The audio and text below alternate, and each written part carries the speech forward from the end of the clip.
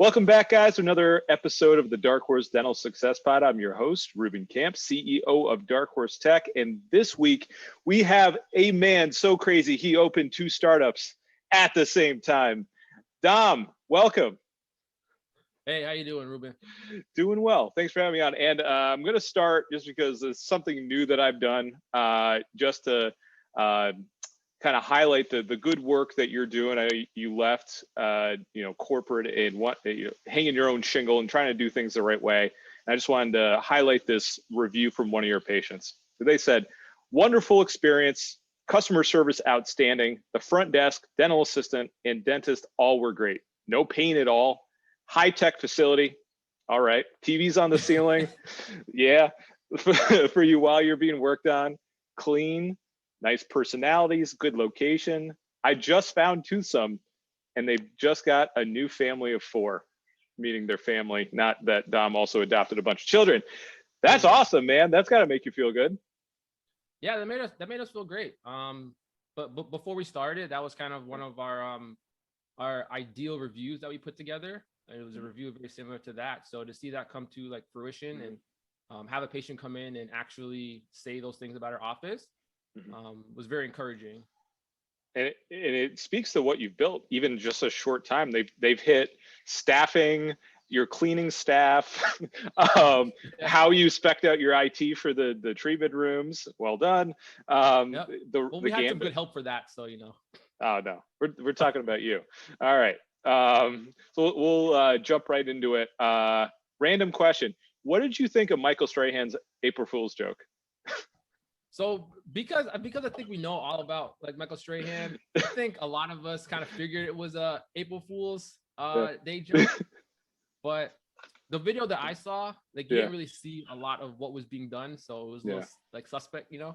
Yeah. So from a dentist's eyes, you were like, Yeah, there's some questions.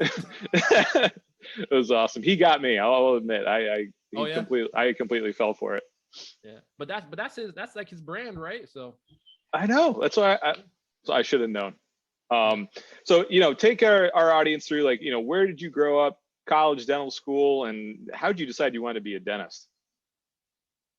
Yeah, so I was actually born in Trinidad and Tobago, and I lived there for about a year.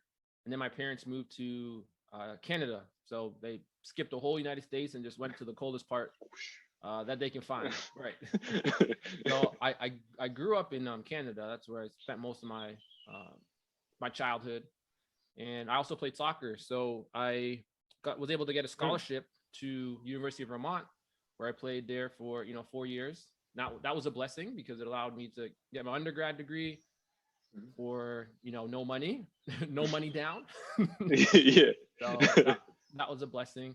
And then while I was going through that kind of phase of my life with playing soccer, picked up a few injuries that led me to to the understanding that I probably not gonna go any further with soccer, so I should probably now start to strategize and really figure out what I'm gonna do after soccer is done and college is done.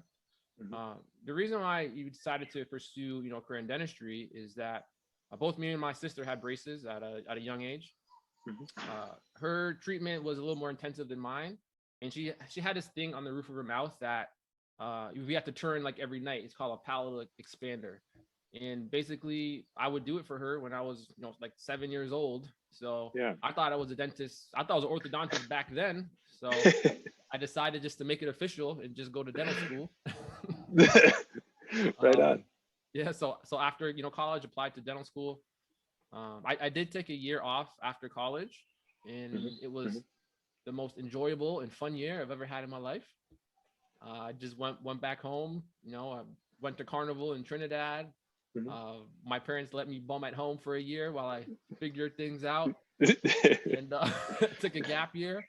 Yeah. And then during that year, I applied to dental school, got in, did my interviews, and a year later was accepted to Howard University College of Dentistry. Yeah. Completed that program. Dental school is dental school, and everyone who's been through it, we can have a whole discussion about dental school, but the most important part is that you get through it unscathed. And then after dental school, it went on to to 1 year general practice residency, and that was in upstate New York, actually. Woo! Yeah. What part? Upstate New York is cool. We did a little curling, and we went to a lot of Nice. fish fries. Nice. Were you in Syracuse or Utica? I Where was were in you? New Hartford. Oh yeah, right outside of Utica. Nice. Yeah, Yeah. like by Clinton. So. Oh yeah, a lot of hockey, a lot of curling. Yep, not a lot else. Yeah. But curling's no joke. You look at it on a TV and you think it's pretty easy, but it's pretty difficult. Like those stones are really, really heavy. And you gotta like turn them at like, and it takes touch. Yeah. Yeah. Yeah, there's something to it.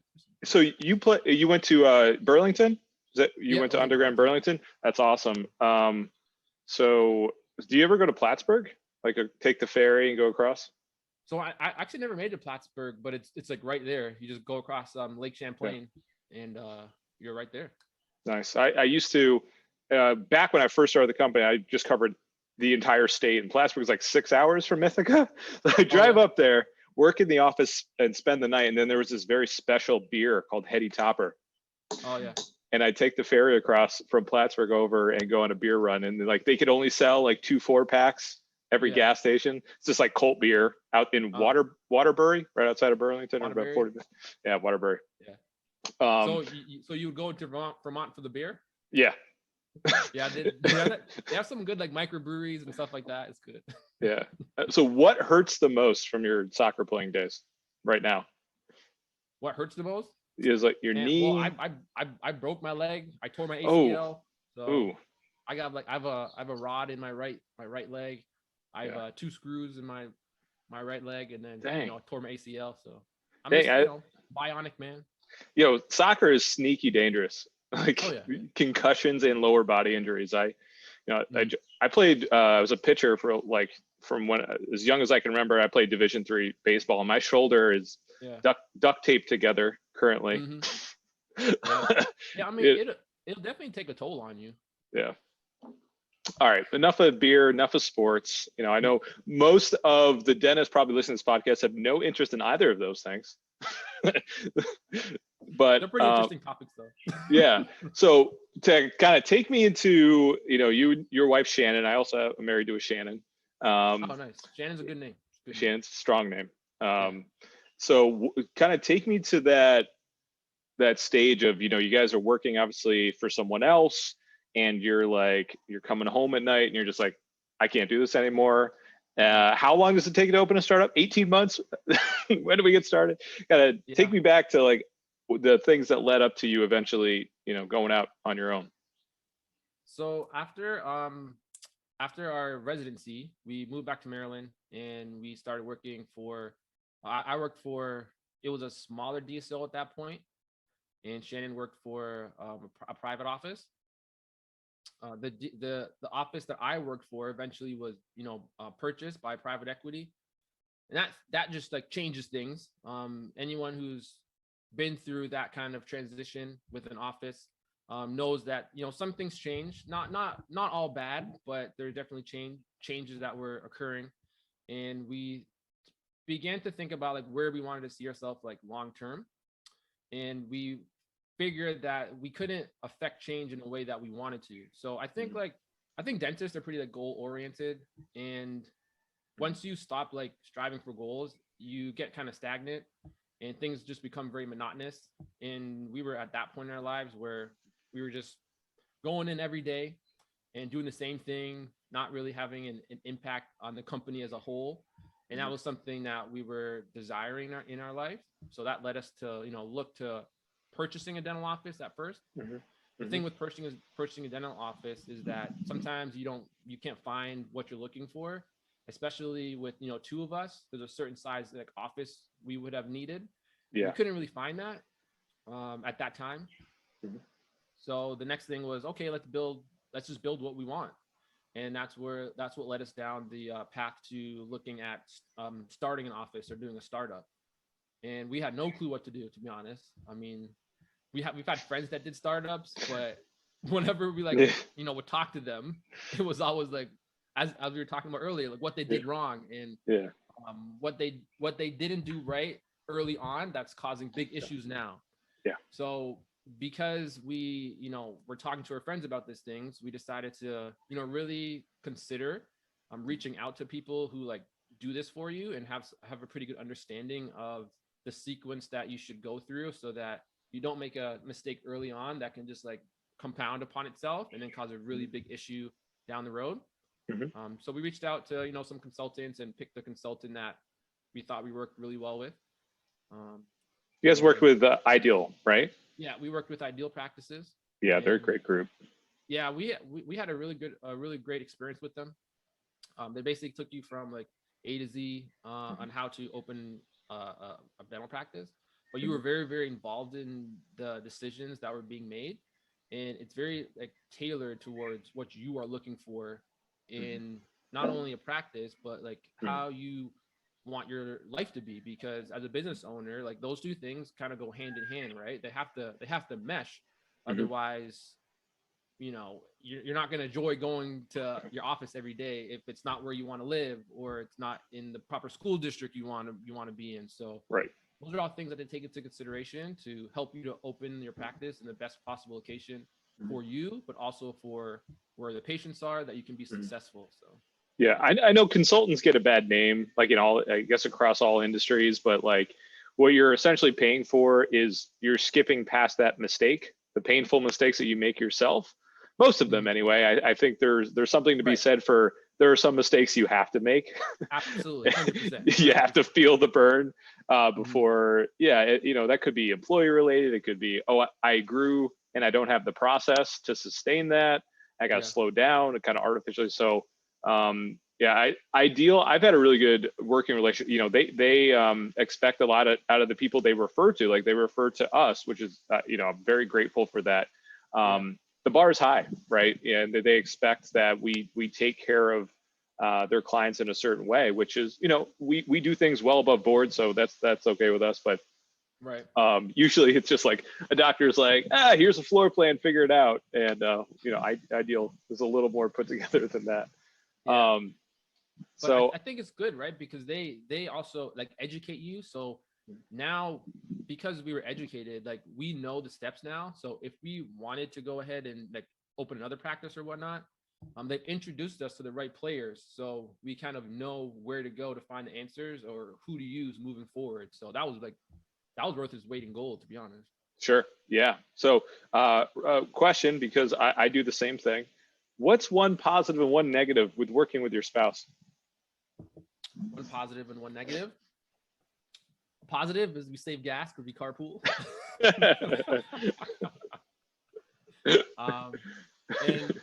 A negative is, I think you could get into a routine where you're spending so much time together, but it's not quality time because you're always working, and you have to really like kind of turn off sometimes and carve some time out away from the business and just put that aside so that you can discuss other things, because you can get overwhelmed. You're just doing business stuff pretty much all the time. It's real easy to overlook your relationship, and that needs to be nourished and fed as well, right?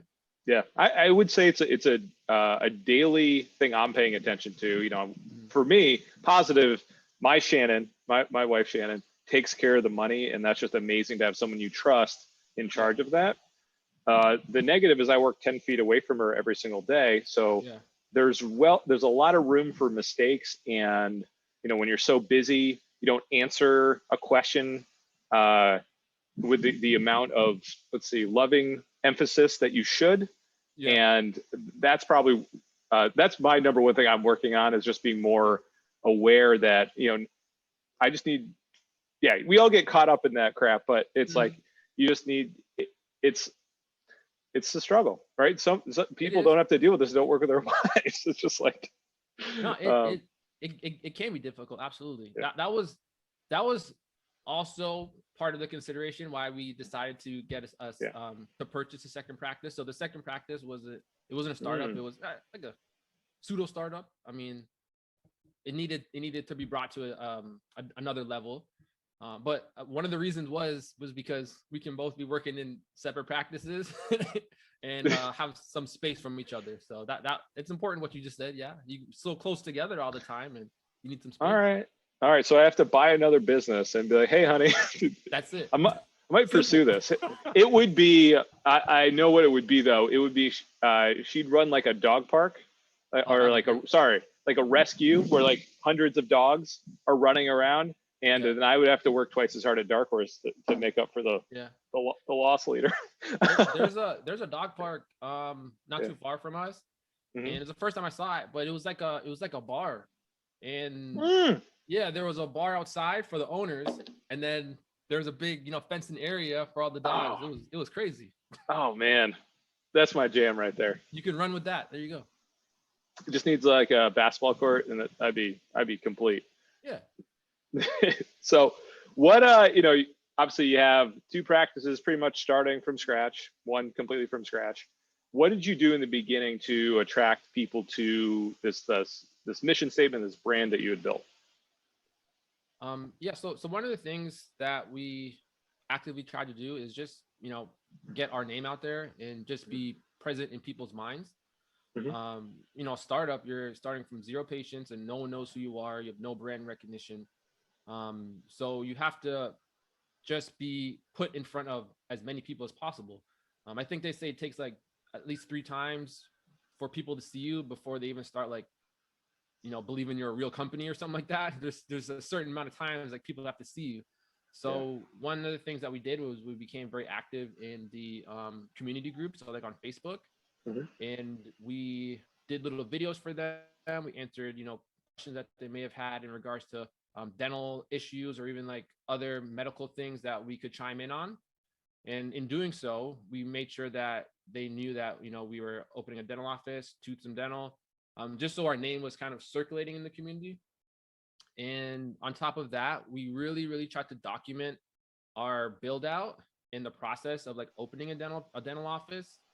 So what we found is that people were starting to buy into like our brand, and they wanted to, see the office when it was finished. So it became like almost like an episode series, and people were just kind of really liking the process, because no one really gets to see behind the scenes of opening a dental office. They just walk in and they know there's equipment there, and there's probably something's going to hurt you at some point, right? Hopefully not. So for them to see, oh, okay, there's like pipes in the floor, and there's wires behind the wall, and that's how you hang the TV in the ceiling and in front of you. They kind of felt, they almost kind of feel like they're part of the office, right? Because they were there from, it was just a concrete slab, and now they're actually sitting in the chair that they're getting work done on. So that in itself allowed people to get kind of comfortable with our office, with our brand, and for us it was awesome too, because that's something we're always going to be able to like look back on and say, I can't believe we took this empty space and built it up into like an office. So it's pretty cool to document your journey, no matter what you're doing, whether you're a dentist, you have an IT company helping millions of dentists in America. Millions. Oh boy. I think documenting that sounds hard. is just a really smart thing to do. Yeah. So that's great. So you created some engagement, and then probably selfishly, I know I've been through this. We did a minor kitchen renovation, and I just wish I'd taken more pictures along the way, just the process. So that is now harnessed and saved for you to look back on. I have an idea for you for your next startup. If you want to drive some engagement, I'm just coming with this off the cuff here. All right. So when you're pouring the foundation or breaking ground or something like that, offer any future patients the opportunity to bury some of their demons, right? So they can bring some item from their house, and it can just be buried in the foundation, right? It's like an exorcism. Just pour over it. Yeah. No, it's funny you say that, because one of the things that we were gonna do, but we just got caught up in the whirlwind and never got to it. We wanted to write a lot of our Bible verses and scripture verses that we go to on a regular basis. We wanted to write those on the walls and then paint over it and drywall over it, so that our space would be have positive vibes all the time. That was one of the things that we wanted to do. We never got to it though. Well, you can still do it. You just have to paint again. Yeah. Just open another office. Yeah. Why not? So what? We talked about Ideal. Obviously, you use us for IT. So outside of those 2 companies, we're still talking. So you must be somewhat happy with us. Like, You guys are pretty cool. we try to keep it chill. Yeah, yeah. Execute on the plan, but outside of that, just keep it chill. Any other vendors that you want to throw out there? Like, these guys really helped me out, or we're working with, this Open Dental plugin that is great. Anything that stands out? Yeah, so we can kind of give you a rundown on how our office runs in regards to like practice management software. I feel like we started our practice when there was like there was like a stream for startups, and one of the streams, it was like, okay, first of all, you have to figure out what practice management software you're going to go with. So we were like, all right, Open Dental sounds like a good option, just because a lot of third-party integrations. It's pretty intuitive. We use Dentrix, and if you use Dentrix, you can pretty much figure out like Open Dental. Yeah. So then with Open Dental, with that decision made, we then thought, okay, what are we going to use for patient communications? And then it's like, all right, well, if you're using Open Dental, then pretty much got to use Flex, because Flex is made for Open Dental. So that was another decision that was made. And then with the Flex, it's like, okay, well, how are we going to answer the phones when patients call? And then it's like, oh, Mango integrates pretty well with Flex and Open Dental, and they all work pretty well together. So we got Mango for our voice over phones, like the IP phones. And then we're like, okay, what happens when all this stuff breaks and we don't know what's going on, and we need someone to remote in and fix it? And then it's like, oh, well, you just got to go with Darkhorse, because they do such a great job. We'll just stitch that all together. Yeah. So we'll just put that package together, and we feel like that's like the startup package. That's a very, very safe and comprehensive package that you can go with. Yeah. A lot of successful practice owners on those three, and that's a really common starting point. I think in the last 365 days, we've opened, including yours, about 60 startup practices. Yeah. I would say 58 went Open Dental. I probably, of that 58, 50 went Mango Voice, and a lot of Flex, some Modento, and a little bit of Yappy there too. So let me ask you a question. What do you think drives those numbers? Like, why do you think so many people are choosing those services over other ones? I think honestly, Flex is probably the most wow feature. You have to use this related. I think Open Dental is a combination of people. There's like, everyone sees their friends using it. It's relatively inexpensive, and it does what it needs to do. And they're not attached to like a Patterson or a Shine. They're not. You don't have to like buy into the behemoth corporation. Mango, I think they work very closely with the influencers, right? Product wise, so product wise, they knocked out of the park with the integrations. Like the phones itself it's a very good phone system. There are phone systems that function like it, but they don't have the dental features, which is a game changer. No, it's true. And as a startup practice, when you're doing research, like some of the main areas that we did research, online, obviously Google, but we researched a lot of the like Facebook groups as well, because there's a lot of information to be had now just by searching some of those dental groups, just because there's so many threads and there's so much conversations now and information of people's experiences and that's all searchable now, right? You can actually search groups. And I think those companies come up a lot in those groups, so they do. That's also a reason. Good or bad. I mean, Mango had a really bad day. March, the day I switched to Mango personally, of course, it happened to me. I know exactly what you're talking about. That day, was it 2 years ago now in March? Because it wasn't COVID, and I was like, all right, Jonathan, I'm signing up, and they had like 5 consecutive bad weeks in a row, but I've been good since then. I'm pretty loyal, so I'm not one of those guys like, if you're but then you have to like research why that happened, and the research that we did, like we kind of pieced together and put together like why that might have been. From our understanding, it might have been like a growth thing, like they were growing in that period. So it's fair. There's a lot of there was server and load balancing, and they didn't have enough resources or allocate enough. It was essentially growth was the impetus for that. which is Yeah. a blessing and a curse, right? So. Yes, it is. I mean, when you're in a dental office, you're at least limited by dental chairs, right? When you're just like a phone or an IT company, you're limited by capacity, like employees and capacity, or how often your sales guys sign deals. Right. So, for me, I've been doing it all myself for so long that luckily our team has grown to the point where like I'm not outpacing those guys. But early on, there was years that we struggled. Yeah. I mean, being a business owner is, I love the freedom, love being my own boss, and you get every one of the worst problems. Everything that makes your inbox or your cell phone, your staff members may have failed 3 times on trying to fix it, and now they're like, here you go. Now it's up to you to figure it out, right?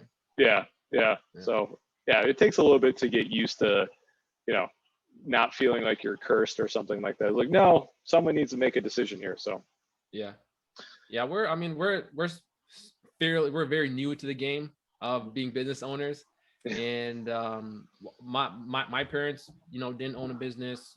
Shannon's parents don't have a business background or anything. So it's up to us to like reach out to, as many advisors and people who've done it before us, so that we can, learn from them, good or bad, and we take, the positive things and kind of make it into our own. But I think that's the biggest thing for us now, is just reaching out to people who've done it before us so we can learn from them.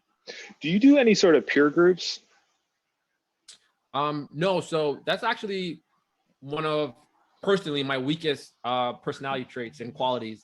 It's actually having friends. So I gotta be more like social. Well, you played soccer, so you didn't, and you were a pre-dental, so not a lot of, I did baseball, and I was also pre-dental. I have a biochemistry degree that I've never used. So I didn't go to dental school. And then I quickly learned that the jobs that you can get with those degrees are like, literally I applied for a job near Cornell that was replicating bull semen on 10-hour shifts. I was like, I'm going to go wash some dishes for a while and see what happens. Absolutely. Yeah, that was one. I mean, I didn't know if I didn't get in dental school with my degree, I didn't know what I was going to do. I was like, I don't know. Yeah. I mean, you guys are pioneers. Like, you don't have any, I'm guessing, no dentists in the family. Nope. Yeah. No dentists in the family. No one in the medical profession. So. Yeah. Wow. So. Yeah, but you didn't have a lot of, give yourself some credit. There wasn't a lot of time to like, you weren't a drama major, just like hanging out, like. Yeah. So, there are resources out there, and sometimes those peer groups, which is, usually just like you would have a bunch of dentists not in your geographical area, so you guys can freely share information. And sometimes it's therapy. No, absolutely. Just talk. I mean, obviously you have Shannon, but like, talking to other people who are going through the same problems, because you can get like, is this me? Is this just right? Is this, what am I doing? So I would even recommend it looking for, and maybe Facebook is a good place to ask this. You could even start one yourself, get a Zoom account, just once a month, 1 hour, and just develop an agenda at some point. But at the beginning, it's just like, hey guys, like, we're open on Saturdays. I'm having a tough time finding staff. What have you done? Like, even something as small as that can be hashed out. Yeah. Just like a forum to bounce different ideas off and problems that you're having. Yeah. That makes sense. And if you get that, sometimes going outside of dental can be helpful too. So you could have like an internal one, and then have one that, like, I don't know, you have like a lawyer who's in it, someone who runs like an assisted living facility, and it's just really interesting. Just like diversity of perspective is really nice. Well, one of the things we're learning is that, we've been in the clinical bubble and like the just working with patients bubble for so long that now we're on the business side. And as you were saying, you don't necessarily have to only talk to like dental business owners. There are a lot of aspects of business that are like universal. So if you go outside your comfort zone, or go outside the dental field, you can learn stuff from other people who are in other areas of business, but I still may be relevant to like what you're doing. So yeah, definitely. So wrapping up here, we can let's say this. If there's someone listening to this podcast who's thinking about leaving and starting their own practice, what are your final words of wisdom for these crazy people trying to open their dental practices who've never been a business owner before? So you can definitely do it. Visualization is very important, no matter how corny that sounds. Like write it down somewhere, look at it every day. The more you see it on something physical, like paper or a board or a mirror, is the more you begin to believe that you can actually like accomplish it. And I would say, like start strong, even if it means like investing a little bit money so that you can have some help to do something that you've never done before and you don't know anyone that's done it before. In the long run, it's going to be better because not only it's going to help you accomplish your immediate goal, which is opening your dental office, it's going to also give you a ton of information that will then help you to do even bigger things later on, because now you have the knowledge. Once you have knowledge, no one can ever take that from you. So I would encourage people to, invest in gaining that knowledge, because it's going to help in every aspect of opening a dental office. Right. So, I heard before you say, do your homework, right? Mm-hmm. You have this time before you're opening and plot this all out. I love the visualization piece, right? Some people do like the journaling in the morning. I just write it down on a piece of paper. Like I need to at least push the ball forward on 1, 2, and 3. These three things today. And I end up getting them done I just attack them right there. And then I get this like freedom for the rest of the day that I've accomplished the things I need to do. So this is awesome. Thanks for joining me after hours. Absolutely. You guys, I watch you guys and what you're doing. You do a great job, promoting your brand. Obviously, Brian and I have come to meet you guys. You're wonderful people. So we're rooting for you. And I can't thank you enough for coming on, Dom. I appreciate it. We're rooting for you guys too, but I think you guys are going to be just fine. Oh, you never know. It's business, man. Yeah. Awesome. All right. Take care, Dom. Thank you. All right. Thanks for having me. You got it. Take care. All right.